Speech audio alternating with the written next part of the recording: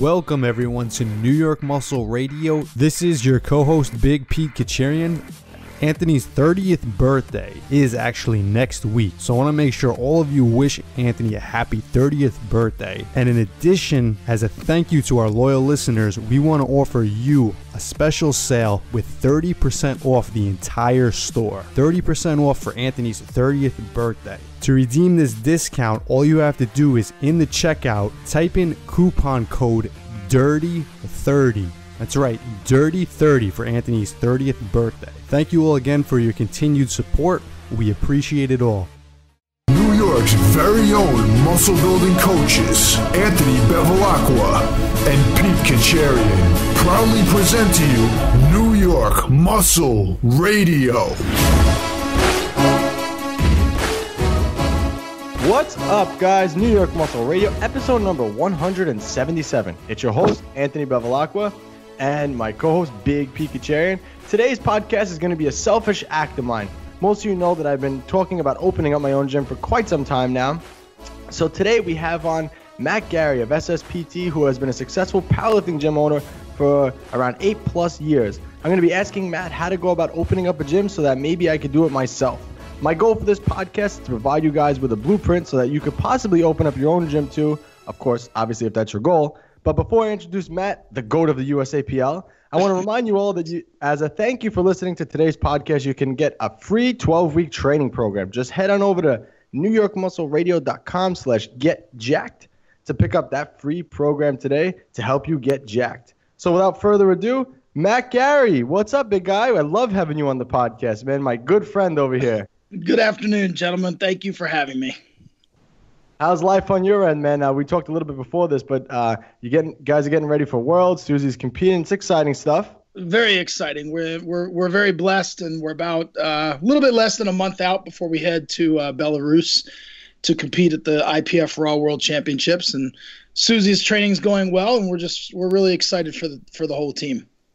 Yeah, guys, and if you don't know who Matt Gary is, I mean, you probably live under a rock, but this guy, owns the USAPL. He's the chairman of everything. I mean, this guy practically, if you know powerlifting, you'll know Matt Gary. But, Matt, you want to introduce yourself for those who may not know who you are? Sure.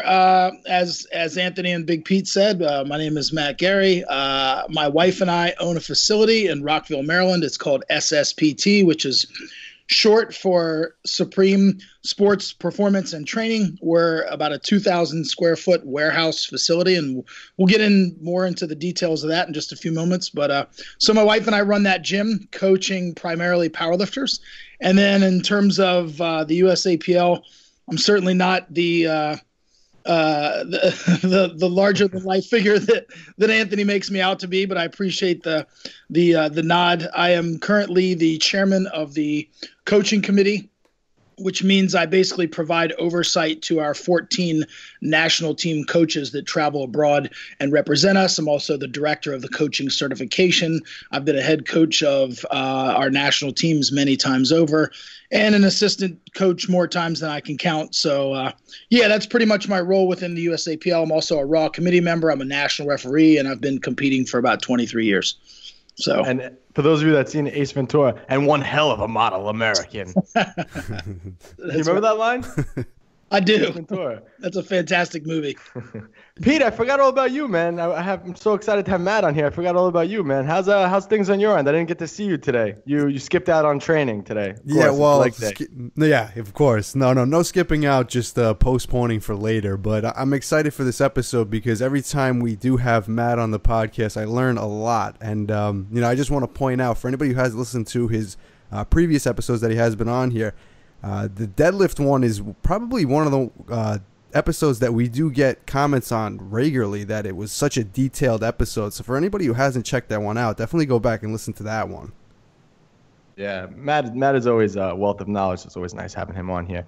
All right, so Matt, let's get rolling with this. So Let's start off with some background on you as far as opening up the gym. So when did you kind of get the idea to open up your own gym, and kind of what was your motive behind it? And what were you doing kind of before you said, I think I want to open up a gym? Were you a trainer? I'm kind of curious your background. Yeah, so I'll give you, well, I hope it's not too long, but I graduated from college in 1994, and I had a degree in kinesiology/exercise physiology. I immediately got my CSCS through the National Strength and Conditioning Association, and of course, I got a personal training certification as well.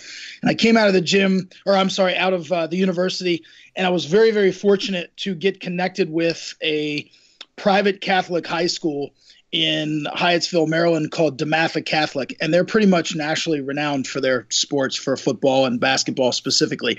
So I linked on with them, and I was the strength and conditioning coach at this high school, and that was fantastic. But it was part-time, and frankly, it just wasn't enough money. At the same time, kind of concurrently, I was working as a trainer out of a gym, and doing some personal training at that facility, and that was a single facility. That wasn't a chain or anything. That was just one place. And I was contacted by a guy who owned a fitness consulting firm, and I guess he kind of saw me and saw some of the work that I was doing with some of my clients, and he basically recruited me. So I started working for this fitness consulting firm, and that put me in a lot of other facilities, and it put me in a lot of homes. And so I was doing in-home personal training, and I was doing personal training and coaching out of other facilities in addition to working at DeMatha. And what just eventually happened was my clients, I was making so much more individually working with my clients than I was working at DeMatha, that I ultimately just had to give up DeMatha altogether, which, in hindsight, I would have liked to have stayed there, because I really felt like I was making a pretty significant impact with these kids and so on and so forth. So I left DeMatha and was basically just doing the personal training at a variety of facilities. And I think what a lot of us in this field run into that kind of start on that path in terms of personal training and independent coaching and so forth is that we're bouncing around from facility to facility, and that's just not sustainable long term in terms of, I think most of us want to try to consolidate our clients. It's geographically desirable to consolidate where we're working from. So the owner of the fitness consulting firm that I was working for decided to open his own gym, and that was a win for me, because I basically could round up all of my clients and take them to that one facility. So rather than bouncing all over the place and losing all this time during, commute time in my car, I was able to consolidate probably 90% of my clients. I just carried a few in-home people, and I did that. And I was at that gym for probably about 10 years. And ultimately what happens is, I think, again, as with many of us in this field, we kind of, think that the grass is greener on the other side. We get tired of working under someone else's rules, and we kind of say to ourselves, I'm at this gym, I see how they're doing things, I feel like I can do it better, or I want to do things my way. And the owner was extremely accommodating, because I worked for him, he allowed me to move some of my powerlifting specific type equipment into the gym. And so I kind of had a corner kind of carved out in the back of the gym. But ultimately what would happen is these other members would come in and kind of mess up my area, really. And that just became incredibly frustrating. And so eventually I just kind of felt like I was wearing out my welcome, and I really just wanted to do things my way. So that was kind of where the idea was born, was that, I was at this gym, I was doing independent and private coaching, personal training. I was making a name for myself in the powerlifting world, and I had a lot of people coming into the gym because of me that wanted powerlifting coaching.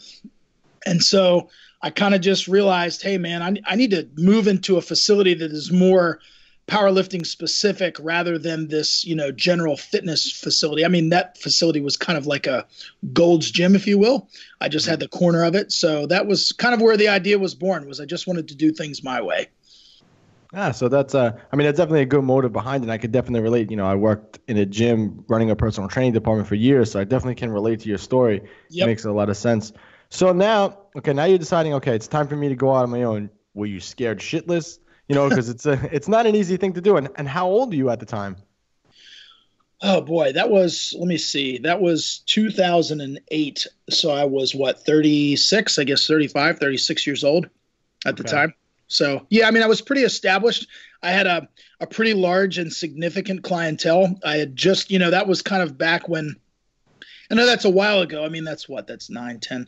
Yeah, I mean, that's a significant amount of time ago, but I'd already started doing consulting and doing sort of that stuff online. I mean, not nearly in the capacity that we do it today, but I had started writing training for people and that sort of thing. So I had that as a means of supplementing my income. But, I really thought that I would be able to do it on my own. And I think that's what a lot of us think. We have, our eyes are bigger than our bank account sometimes. So, and so you think you can do it, but when I actually sat down and started mapping things out, I realized, wow, this is feasible. And so I, took the plunge, and it was, with Susie at the time. So we were able to make it happen.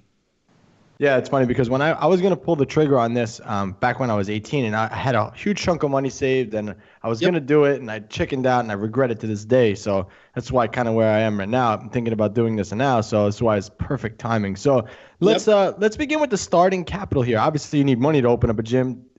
Did you have money actually saved? How much did you budget for this? Or, because a lot of people say, oh, just take out a loan and do it. But obviously, I don't think that's the right way to go about it. So I'm just curious. So now you have this idea to open up a gym and go from there. I'm curious at where it's. So, yeah, I mean, to be completely transparent, or as transparent as I can be, Susie and I, that's for those of you who are listening, that's my wife. Susie and I, at the time, we had just gotten married about 2 or 3 years prior, and we were in a really good position financially. I mean, Susie and I have been very, very fortunate and very blessed that neither of us really entered into our marriage with any debt. So we had flawless credit. I mean, we didn't even have automobile debt. So basically, and both of us have had this history of saving and investing since we were younger. So frankly, we had quite a bit of money saved up and stored for a rainy day situation, if you will. And with flawless credit, I mean, people were literally just kind of tripping over themselves to loan us money. So if you're asking about specifics, when we started searching for a place to open our gym, I literally just started driving around the neighborhoods and looking in terms of, hey, where can I find some warehouse space? And, sometimes when you're driving through the neighborhoods or through the city, you see these signs, these realty signs that says, office space available or warehouse space available. And that's literally how I did it, was just found those signs in the neighborhoods or the areas that were, kind of close to our home base, so to speak, and started calling those numbers and getting into these warehouse facilities and these office space type places and taking a look around. And that was how we kind of picked out our location. And we were very, very fortunate that the spot that we found was 1 mile from the gym that I was working at. So for us, that was fantastic because none of the clients that I was coaching could really complain and say, oh, you're moving 20 miles away. And, when you live in the DC metro area, just like it is up in New York where you guys are, traffic is a killer. So I didn't have anybody who could complain and say, oh, well, I'm not going over to your place because, you're 20 minutes away or 20 miles away. So that was a huge win for us. We fell into a place that was 1 mile away from us, a warehouse type facility that used to be a martial arts studio. And so, but in terms of actual numbers, we started with a starting capital. We needed about $100,000 to start our business, and our facility is 2,000 square feet. And so I think for people who are searching around for space, you have to understand that warehouse space is going to be cheaper than office space. So some of the best advice that I can give to people is start small. Most of us are used to training at commercial gyms or larger fitness type facilities. And those places are really big. Gold's Gym, just as an example, those places are humongous. They're 10, sometimes 15,000 square feet.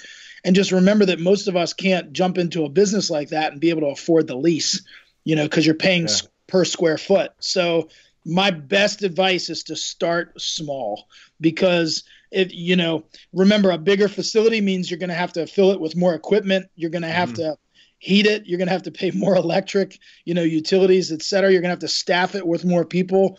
And so if you start small and you get into business and you are forced with, to have to expand, that's a good problem, because that means you're prosperous and you're thriving and you're literally bursting at the seams. And so, again, starting small is really important. Don't get out there and pick a place that's, 7,000 square feet that's humongous and you're like, oh, this is great. And then you just can't afford it. You get in over your head. So yeah. So with that said, what for a 2,000 square foot facility, what's the average like rent? I mean, I know it's different per state. Obviously, someone listening to this in Florida would probably pay like $100 a month for something like that. But somewhere in New York, you probably pay, a lot more. So what's like the average from where you are, rent wise? Yeah. So I think, there's something called a lot of places. I mean, most places charge per square foot, and there's something called triple net, and I actually wrote this down, so bear with me. This is why we love having Matt on. This guy takes notes. He's well prepared. A lot of the other guests we come on, they like to wing everything, but it's not always good. So a lot of these places, a lot of these landlords will charge you your square foot, and then it's called triple net, and that's basically the price per square foot, and then what also the landlord uses to cover taxes, maintenance, snow removal, trash removal, et cetera. So that gets kind of built into the price. So I want to say for us in our area, and we're in Montgomery County, which is Rockville, Maryland, which is a pretty affluent area, north of DC by maybe 15, 20 minutes, you're probably looking at anywhere between $14 to $20 per square foot. And so we have a warehouse facility, which again is 2,000 square foot. And I want to say off the top of my head, I think our rent is right around $3,200. So I don't have a calculator in front of me, but that's roughly, I think, what our rent is every month. And that's gone up by a little bit of percent, that we worked out in our lease agreement. But right now, yeah, I think that's roughly what we're paying per month for a 2,000 square foot facility. And I'm just out of curiosity. So, I mean, obviously you like the location of your place because it was close to where your other gym was.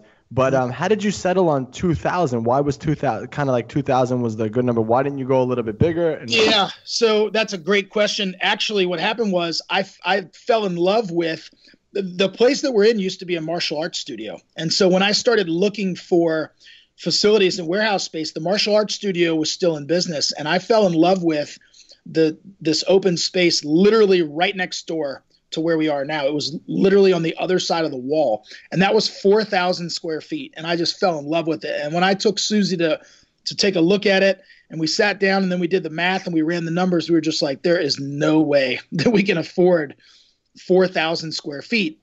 So we kept looking and we didn't find any locations that really suited us. The locations that we were finding were too far away. And I knew that if I moved too far away, I'd lose a lot of my clients, because in the beginning, you're going to be using if you're doing coaching, you're going to be relying on your client base as your primary income source rather than members. Cause it's not like you open up your doors, snap your fingers, and all of a sudden you have 50 members, so you're going to be using your training clients as your primary basis for income. And so, anyway, we couldn't find a location. And then lo and behold, like a couple months later, things fell in our favor, and we got a call from a realtor and said, look, the martial arts studio guy is leaving. And I said immediately, I'll take it. I just told him instantaneously, I'll take it. And so within a couple of months, we started that whole process, and we just, fell into 2,000 square feet. So we weren't necessarily married to 2,000 versus the place next door, which was 4,000. We just knew that, after looking at the 4,000 square foot place and realizing, hey, that's not going to be sustainable long-term in terms of money. It's too big. We can't afford it. We knew we had to go smaller. And then when you kind of just do a walkthrough and you start to look at space, we were really, really smart. Susie and I mapped out everything. We took like architectural paper that, you can draw lines and graphs and schematics on and all this kind of stuff. And we knew the dimensions of every single piece of equipment that we knew that we had to purchase. And we actually mapped it out and made sure that it would fit. And so we had a blueprint of our gym literally before we even, broke ground in terms of doing the build out. And so when we went and showed that to the landlord, they were blown away, because a lot of landlords look at you and they're like, oh, you're just some meathead.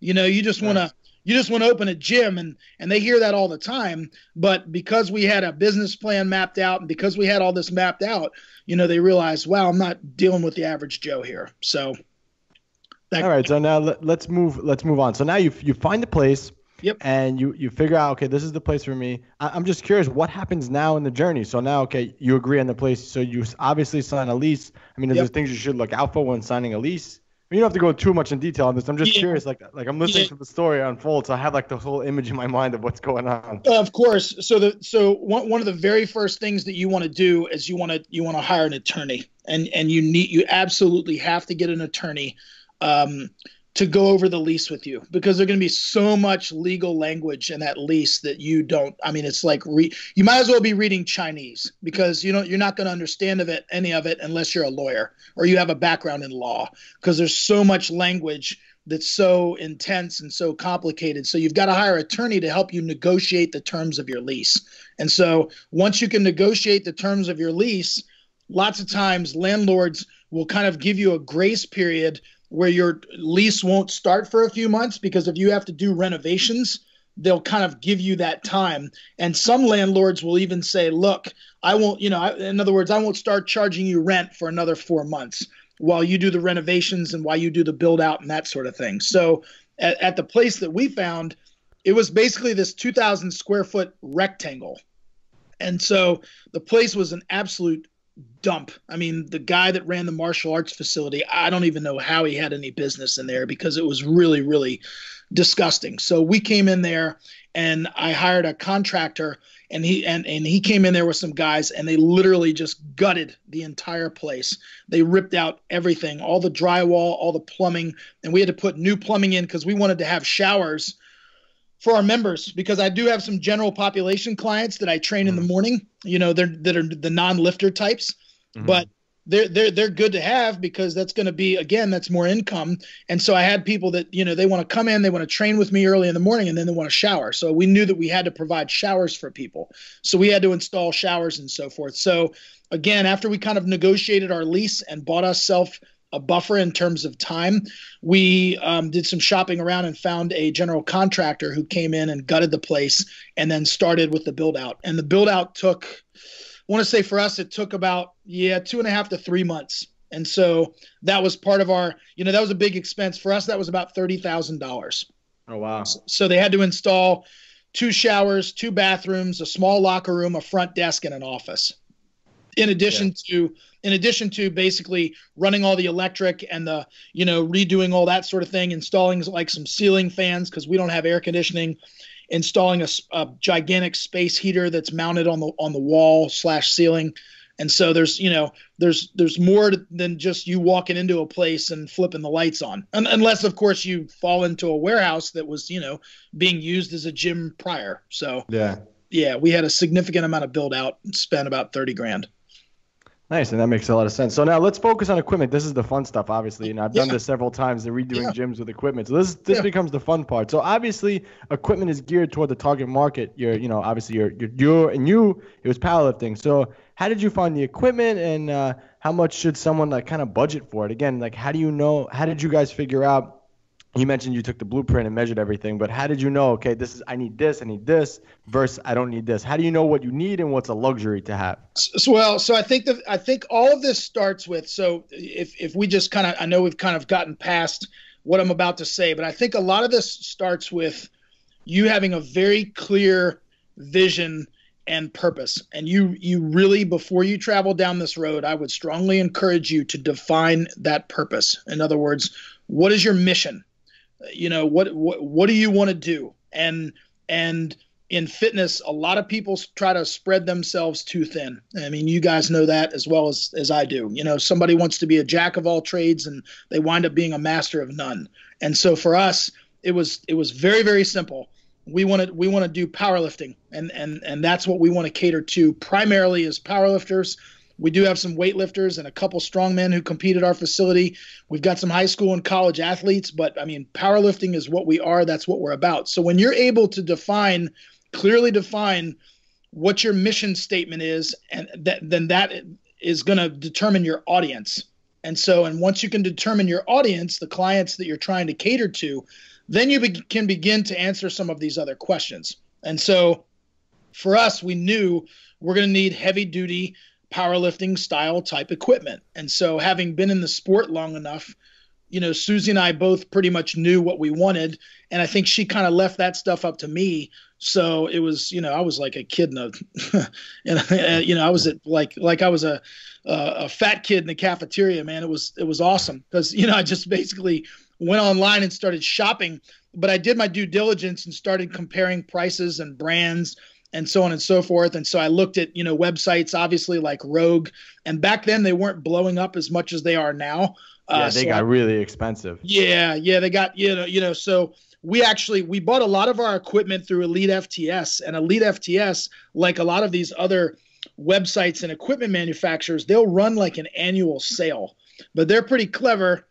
They'll usually run it right around Christmas time when nobody has any money, because then they know, nobody's going to come and make a huge purchase. But we actually purchased a significant, like our power racks and a lot of our stuff through them. And I caught their once annual sale because we wound up opening our facility on January 9th of 2009, I think, or January 12th or something. So I caught their sale, which I think started right after Thanksgiving. And so we were able to get all of our equipment, or at least a significant portion of it, from Elite FTS. And we caught it on sale, which essentially saved us the shipping. So that's another consideration. If you live close to a place that manufactures and sells equipment, then and you like their stuff, then perhaps you can get it from them. You can get some friends and rent a truck. Shoot, if I lived in Columbus, I'd get my stuff from Rogue and drive over and pick it up myself. Yeah. So that's another consideration. And again, a lot of it comes down to, so who's your target audience?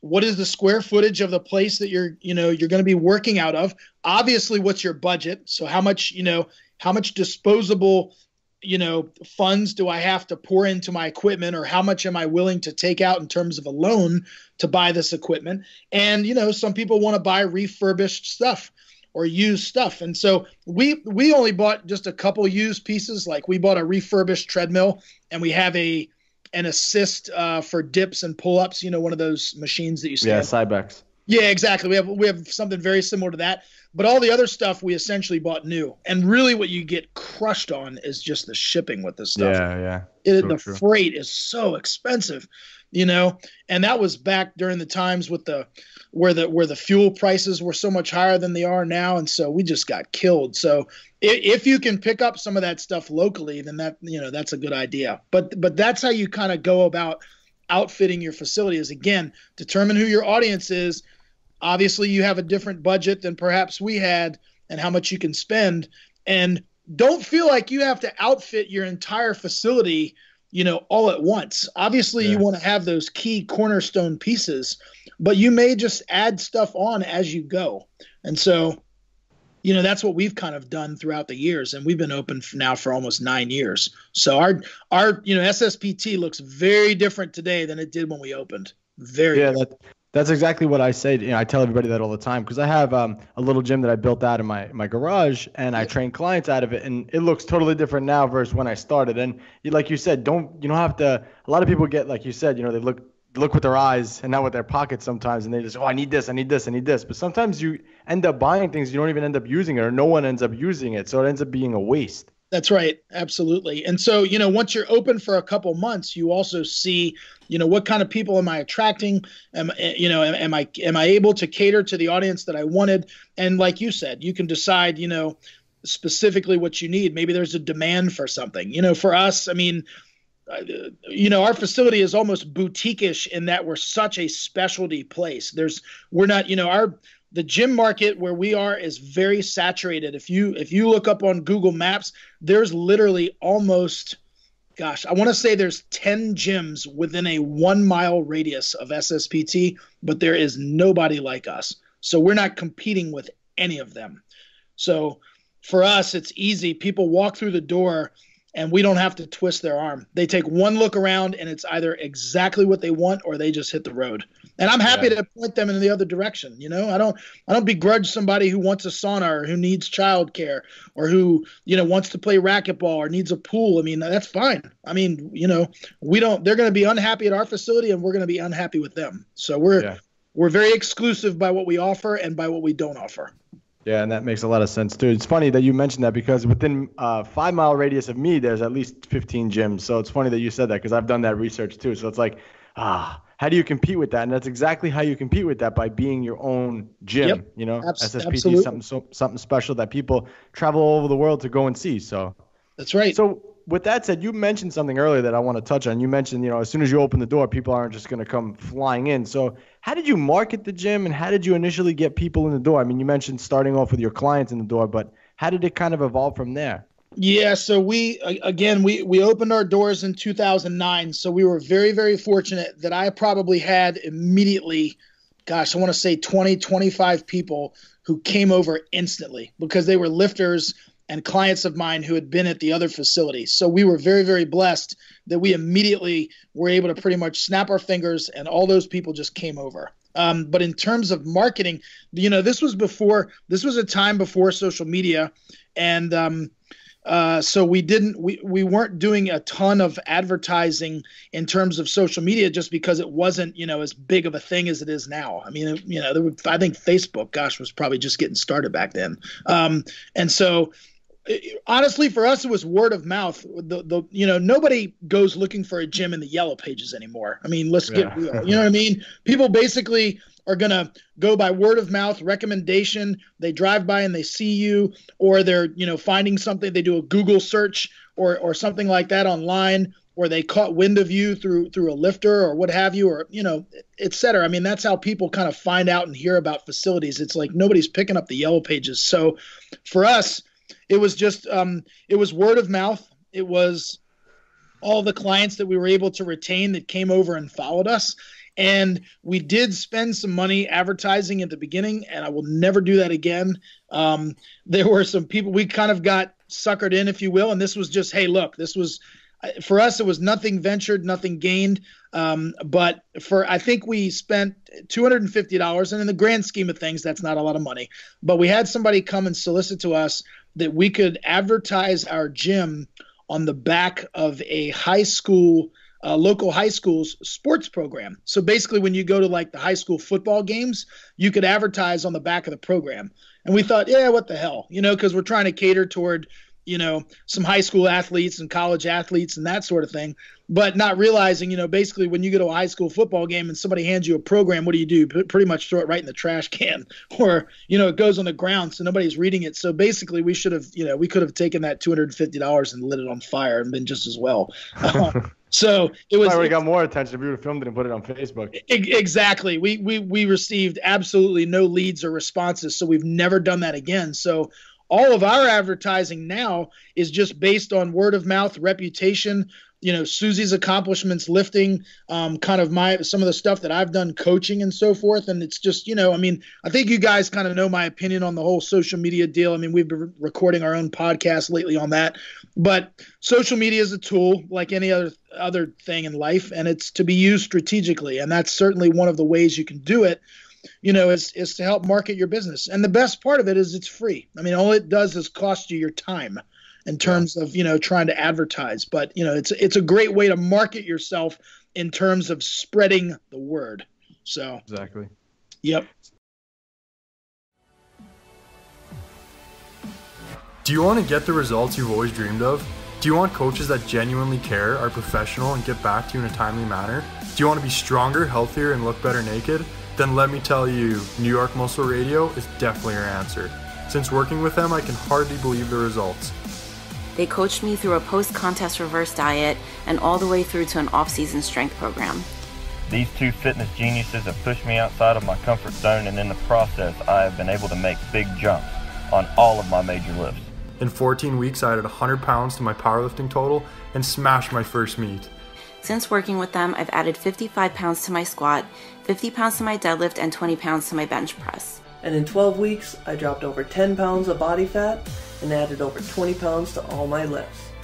I have never had as amazing of glutes as I have training with them. So I can say, no matter what your goals are, you're guaranteed to be stronger, healthier, and let's face it, better looking if Pete and Anthony are your coaches. So if you are tuning in to listen and learn from the huge array of knowledge these two have, or if you want to hire them as your coaches, you will not be disappointed. New York Muscle Radio is the best in the business. You heard it from our New York Muscle Radio clients. Do you want to join our team and reach your fitness goals? Visit NewYorkMuscleRadio.com for all our coaching programs. But I'll tell you what, when I'm done, my biceps are humongous. Humongous. Like that, bang! My name is Anthony Bevilacqua, and I'm the host of New York Muscle Radio podcast. My arms have been a weak point for years. When I started training, my arms measured 11 inches. Even after many years of hardcore training, nothing would get them to grow. With the help of my co-host, Big Pete, we set out on a mission to gain 1 solid inch to my arms in 12 weeks. It's the greatest experiment of all. 12 weeks later, this program finally helped me get 18-inch arms.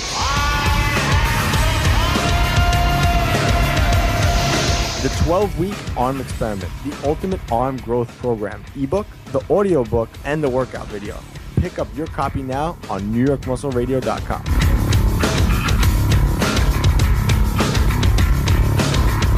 Hey, great coffee. Doesn't it taste good as Fresh Perk? Better. Better than those girls make at the office? Honey, their coffee can't hold a candle to yours. Caffeine, the world's only instant coffee that's fortified with muscle-building protein. Visit buyproteincoffee.com now.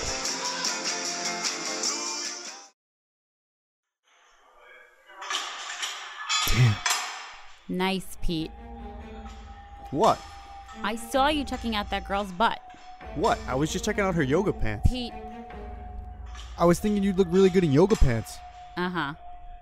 I was like trying to check out what brand it was. Like I was looking at her form on deadlifts. They were all messed up. Do you think she has a nicer butt than me? Well, it definitely doesn't look like a pancake. Did you just call my butt a pancake? Well, I mean... What can I do? You gotta try New York Muscle Radio's Glutylicious program. Glutylicious? Yeah, you'll finally get a celebrity booty, like all the other girls following the program. Fine, I'll do it. But don't get jealous when other guys check out my glutylicious ass.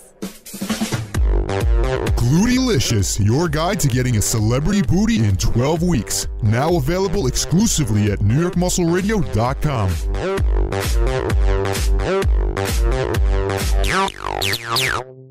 What's up, New York Muscle Radio listeners?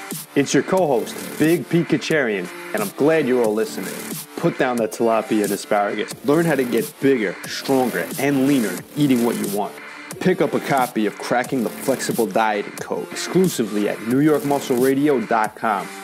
But for now, let's get to the show.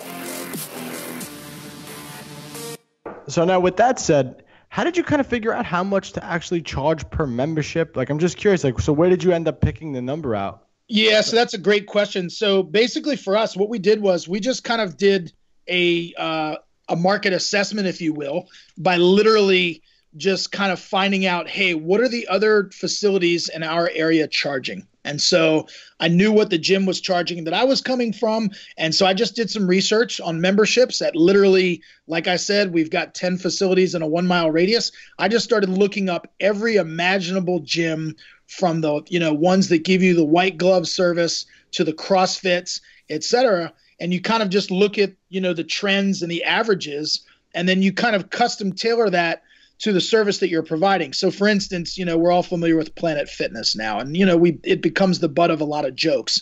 But one of the reasons that Planet Fitness does so well is because they're cheap. I think, what are they, like $20 a month? And I think 10. Yeah, and there's no contract, right? I mean, I think it's just month to month, isn't it? Yeah, it is. Yeah, I'm pretty sure. So obviously, and I think with the $20 membership, you could bring people unlimited. You could bring a friend with you every time that's not a member. Right, yeah. You get free pizza and free bagels on Friday nights. Yeah. So obviously their business model is way different than ours. And so they're basically just, they're all about turnover, and it's just a numbers game for them. So when you're catering to the masses, and it's just, the McDonald's of fitness, if you will, they're able to charge a lower membership fee and just, drive hordes of business to them because they're so cheap. And so, but us, we're like I said, we're kind of boutique-ish in that we're a specialty facility. So because of that, we charge a little bit more, and we're also charging more because the equipment that we have is just absolutely top shelf. It's top notch, yeah. It's top notch. I mean, it's just, if you're a power lifter, we've got pretty much, everything that you would find on an IPF World Championship platform or a USAPL national level platform. I mean, the bars, the competition, calibrated kilo discs and the special collars and the ER racks and all that sort of thing. So because of that, because our equipment is so specialty and you're able to practice like you play, we charge slightly more per month than some of the other facilities. I would say we're probably about, on average, probably maybe $5 to $10 per month, a little bit higher, in terms of memberships. But we're able to command that based upon the quality of the equipment and the quality of the coaching that they're going to receive, and also just the environment that we cultivate. Yeah. And that's great. That's why you've carved that. That's why you're able to last 9 years too, because you guys actually know what you're doing and not just, like you said, just opening up a gym. Exactly. That's very specialized. So now you have the gym. You know how much the rent is every month. So how did you assess if you can actually afford to make the rent and the payroll? I mean, there's a lot more things that go into just paying the rent. There's other things. A lot of people think there's just the rent, but you might have electric, you have heating. Yeah. So how did you kind of figure out, okay, I can do this? And did you ask the landlord prior? Like, how did you guys go about that? Well, we obviously you wind up with your attorney. You sit down with your attorney and you sit down with the landlord and you hammer out your lease and you negotiate a price. I mean, pretty much for the most part, these landlords, these people that own these spaces, the price, like I said, for the most part, it is what it is. You are going to be able to negotiate, maybe up or down $1 or something like that per square foot. And like I said, maybe squeeze out some deals in terms of, hey, don't charge me rent for these first 3 or 4 months while I move in, et cetera, et cetera. And you can also negotiate terms in terms of the amount of increase in rent every year, or you can have, static rent for a couple years before you have an increase. But obviously that's your biggest expense. And then you have to factor in, and you're literally just sitting down doing this, with paper and pen and a calculator, and you literally just need to write down all of your monthly expenses. So for us, it's rent, it's employees, it's our utilities. And so you have to consider, what are your utilities going to be? Fortunately for us, we don't have to pay for water. So we just have to pay for electric, our phone, and our internet. And then you've got to pay insurance. And so that's another consideration as well in your facility. We have liability insurance. And I know that you wanted me to mention this. So we went through our regular, actually, I went through my automobile insurance company, which is called Erie. They're based out of Pennsylvania. And they subletted us to another company, essentially, called Sports and Fitness Insurance. That's actually the name of the company that we use for our liability insurance. So that's going to cover you in terms of if anybody gets hurt, if there's a slip and fall or someone pulls a hamstring or whatever and they want to blame you, you've got liability insurance. You also need workman's comp for your employees. And we've got basically a renter's policy also, which covers our equipment in terms of the equipment breaking and in terms of theft. So if our facility was broken into and we had some stuff get stolen, because we have a garage door, because we're a warehouse. So if anybody, came in and broke in and took our equipment, we've got coverage for that. And then we require our coaches, and our particular coaches, we've just got a couple, they operate as independent contractors. So we require them to have their own insurance. So again, kind of reviewing this one more time, you've got your rent, which is your big one, how much you're going to pay your employees, your utilities, and your insurance. And I would say that those are the major expenses that you need to sit down. And so you've got to map those out. And then, that's on your minus side of your page. And then on the plus side, you have to figure out, how many members am I going to need at the membership rates that I'm charging, to cover that? And that, it's really just simple math. Yeah, for a lot of us, for like you guys, who are doing coaching and consulting, be it nutritional or powerlifting or strength training or whatever it is, if you're doing consulting on the side, you're able to supplement your income that way. So if you're supplementing through your consultations, through your hands-on coaching, through your virtual coaching online, through any seminars or clinics, et cetera, then you can add that to the plus side of your balance sheet and then, kind of factor it in. And then you can find out, what's my break-even point? And that's going to be different for everybody. And so that you might realize, all right, well, I need 30 members a month, plus this month, this amount of personal training to kind of break even, and I think most businesses, when they start out, don't make money for like 3 years. And I think for gyms, on the average, it's probably closer to 5. So if you've got these delusions of thinking you're going to walk into this and make millions, you need to pick another business. Yeah, for sure. So, I mean, you mentioned employees, but obviously, you think, okay, I'm just going to open up a gym and that's it. But you can't obviously work all the hours you want your gym to be open. So obviously you do have employees. You mentioned you have some coaches, but aside from the coaches, do you have you have other employees, someone to clean, obviously, and people who open gym, close gym. So what are your gym's hours, and how many employees do you need typically? So we're open Monday through Friday from 6 in the morning until 9 p.m. We're open on Saturday from 8 to 4, and we are closed on Sunday. And that is absolutely non-negotiable. I've had a lot of people ask me, are we ever thinking about opening on Sunday? And the answer is hell no. There's really no chance that I'm going to give up my Sunday. That's a day of rest. It's a day for Susie and I to go to church if we want to. And frankly, if you're in your own business, you really do need a day of rest and restoration and rejuvenation. So we keep Sunday for us. The only time that we open on Sundays is if we have private training camps or clinics or a special event, etc. But we keep Sunday to ourselves. So I open the gym every single morning, 6 days a week. I'm the guy. I'm the one who gets there and walks in and turns the lights on and gets everything going. And I am there pretty much all day, every day, until about 4 or 5 o'clock in the afternoon, at which time we have an evening employee come in. And so we have 2 evening employees at our facility. And those 2 guys, it's 2 different guys. One of them does coaching, the other does not. But they basically come in around 4 or 5 o'clock and they take over and they watch the gym and maintain the integrity of the facility and service the members. And then they basically do the evening cleaning as a part of their closing procedures. And we close at 9 o'clock. So by the time those guys close up and get everybody out of there and clean up, they're probably leaving around 9:30, 9:45. But we require them to do cleaning. So we don't hire a cleaning crew or anything like that. We do all of our own cleaning. And then naturally during the daytime, because I'm there, I'm obviously cleaning the facility or cleaning up, messes or whatever needs to be done, servicing the bathrooms, etc. during the day, just because I'm there or Susie's there. So that's how it looks for us. We're very fortunate. We're very blessed to have 2 guys that are incredibly trustworthy come in and close the gym and lock up for us.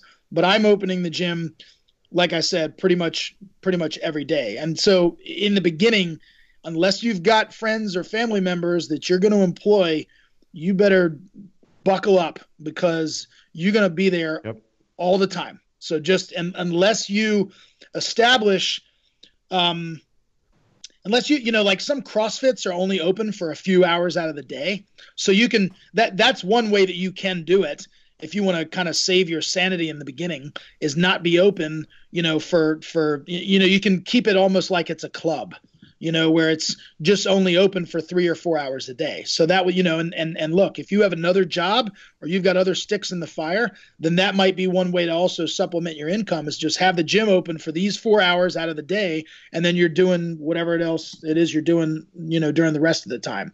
That would be one way that you could get by without kind of needing to have an employee. But if you're going to be open during normal business hours, like most facilities, that open early and typically stay open late, then you're going to need to, man up and woman up and be there pretty much all the time. And that's what Susie and I did for probably the first 6 or 7 months. We never left. And it is absolutely brutal. It's just, for the first couple of months, you're riding this adrenaline high and you're so excited and your endorphins are kicking and you're like, man, we finally did it. We made it. We opened up, and you almost never want to leave because you're like fearful that you're going to miss something. You know what I mean? Like somebody's going to come in and you're just going to miss meeting somebody and you're so excited.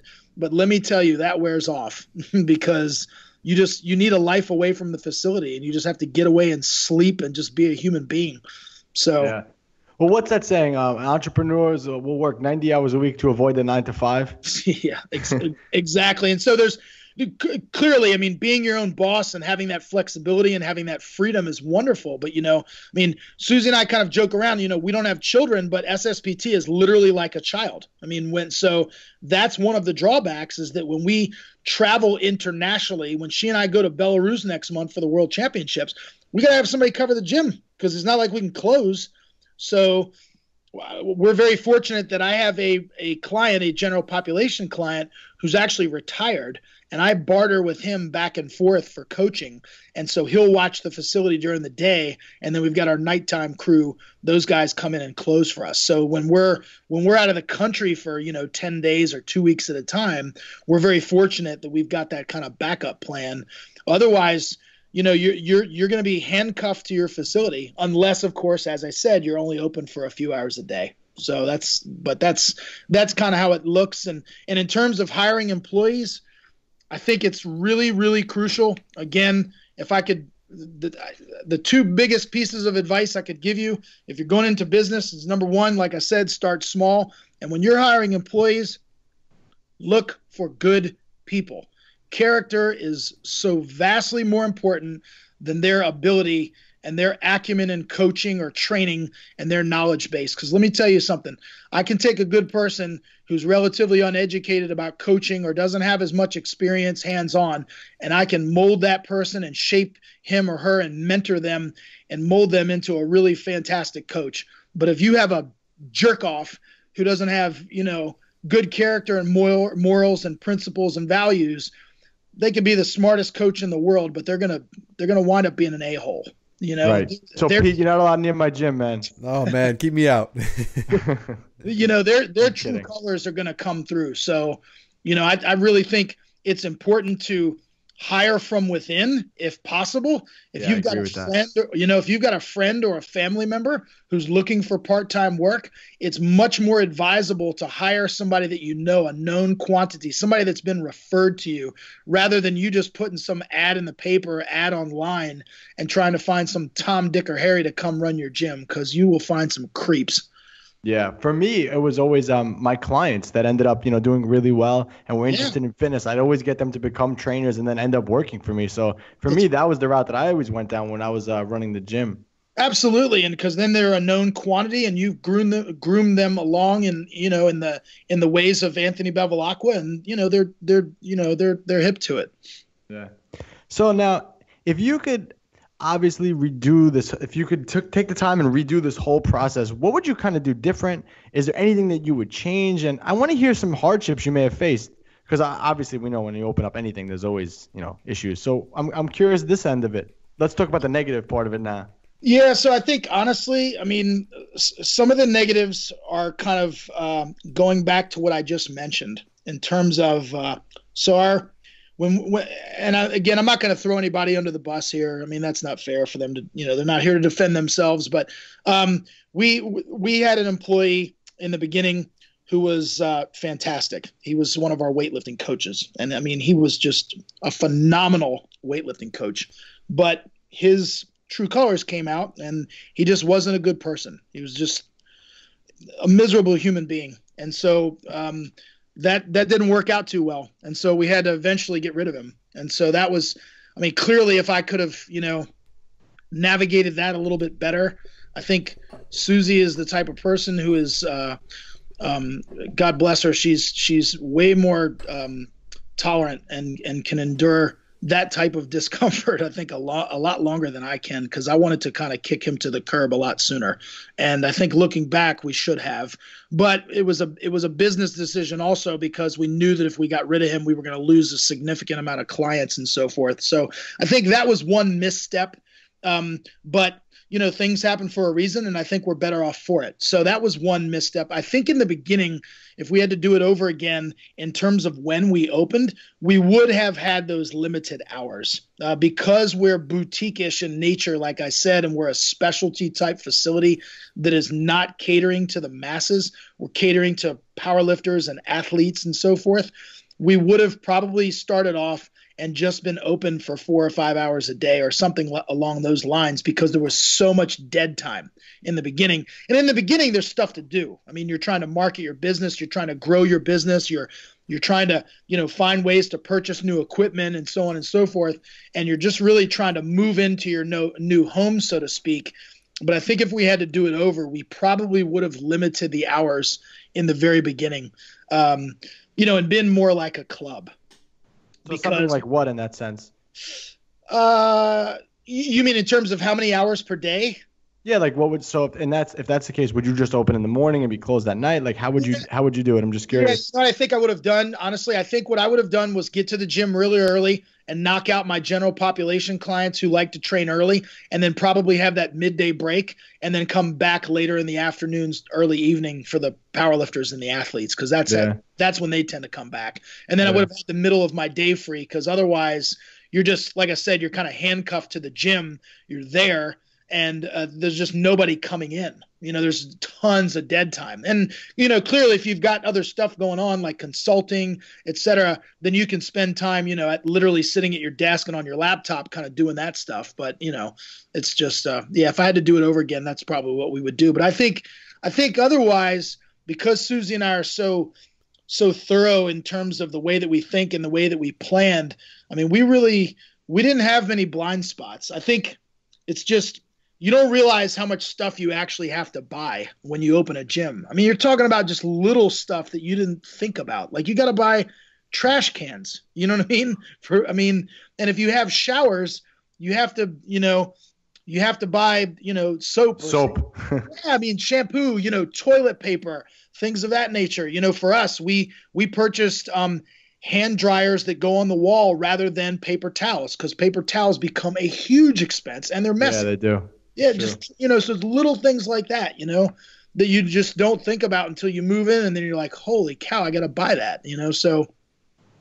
But other than that, I don't think there's really too many things that we kind of missed. I'm sorry that I don't have any horror stories. I think that's good, man. I don't want to hear the horror stories. It's good. Yeah, I mean, I think in the 9 years that we've been open, we've had to take 3 people and basically remove them from the facility. So as I said, one was an employee and 2 were members that just weren't congruent with our values and weren't following the rules and so forth. And so we had to get rid of them. And I think, and look, a lot of people were like, wow, you had to kick 2 people out. Let me tell you something.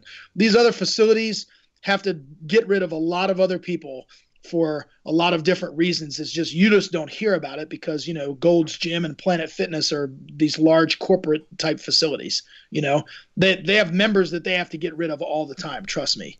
Yeah, no, believe me, when I worked at the gym, we had a guy who used to literally pile weights on the machines and literally break the machines. So I kept telling the owner, listen, we have to kick this guy. It's costing more money than it is to have him here. And, the owner never wanted to listen to me because what do I know? You know what I mean? But you have to, sometimes having negative people around you is just not worth the money. And sometimes you have to take that loss in order to make a better environment, because when you have something as boutique as what you have, the environment's what matters. All it takes is one person to ruin that, Absolutely. Yep. You got one bad egg and they can really disrupt the atmosphere and that you're trying to cultivate. So yeah. Pete, we really got to take a drive down there, man, and go hang out with them. I would love to. I was just hearing about it. I would love to check it out. You guys are like family. You're welcome anytime. We would be honored to have you guys come train at our place. We'd love to have you. Yeah, we have to definitely figure that out. But Matt, listen. Hey, Anthony, you got to listen. You got to come down before Raw Nationals, man. Yeah, I definitely want to. That'd be nice. That would be nice, definitely. Yeah, that would be probably the smartest move, because Raw Nationals are in October, and if you can come down and just, you can spend the weekend with us and train at our place and do, train on the equipment that you're going to use at Nationals, and that way, you get basically like a sport form day. Yeah, we could film it too, Pete, for the podcast. I think that'd be cool. We definitely got to set that up. I definitely want to do that because I think you're like 4 or 5 hours from me, so it's not that big of a deal. Yeah, it's not that bad. Yeah. Yeah, no, we definitely have to do that. But Matt, listen, thank you so much for coming on. It's always a pleasure to have you on here, man. You're always a wealth of knowledge. And this is why I love this guy so much, because he tells it like it is. And, he'll give, if anybody who wants to open up a gym who's obviously listening to this, this is the information that you need to hear, because this is the truth, and that's what you need. And there's a lot of fluff in this industry. There's a lot of people that will say, oh, it's easy to open up, just take out a loan and just do it that way. And that's definitely not the route to go and do it. Matt's been in business for over 9 years. So obviously this guy knows exactly what he's talking about. So Matt, I can't thank you enough for coming on and giving us the blueprint to opening up your own gym. Thank you guys so much. We Susie and I love you both, and I'm just honored to be on here, and I'm happy to help whenever I can. Hey, Pete, you contributed a lot to this podcast, man. Hey, man, I'm writing down the blueprint the whole episode, so I got the master plan here. I have it too, man. I have it too. You think you're the only one taking notes? This might be the first podcast you took notes. Everyone, man. Come on. Yeah, I know. All right, go ahead, man. It's your turn. All right, guys. Pete and Anthony with Matt Gary, New York Muscle Radio, and we're out. Enjoyed this episode of New York Muscle Radio? Make sure to hit that subscribe button, leave us a 5-star review, and be sure to follow us on Facebook, New York Muscle Radio. This is your co-host, Big Pete Kacharian. Anthony's 30th birthday is actually next week, so I want to make sure all of you wish Anthony a happy 30th birthday. And in addition, as a thank you to our loyal listeners, we want to offer you a special sale with 30% off the entire store. 30% off for Anthony's 30th birthday. To redeem this discount, all you have to do is in the checkout, type in coupon code DIRTY30.